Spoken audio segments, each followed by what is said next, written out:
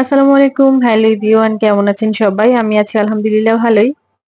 আজ সকালে কি রান্না করব ভাবতে ভাবতে মনে পড়লো যে আমার ফ্রিজে তো চিচিঙ্গা আছে। চিচিঙ্গা দিয়ে একটু মাছ দিয়ে রান্না করে নেই।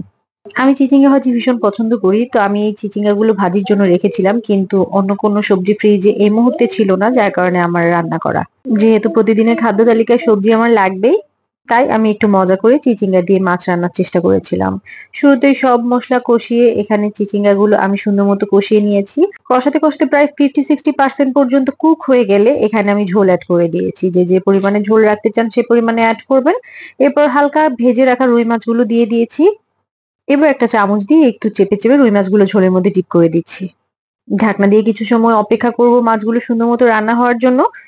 ঝোলটি যখন অনেকটাই কমে আসবে, মাছগুলো খুব সুন্দরভাবে কুক হয়ে যাবে, তখন আমি এখানে কাঁচামরিচ দেবো আর ভাজা জিরে গুঁড়ো দেবো।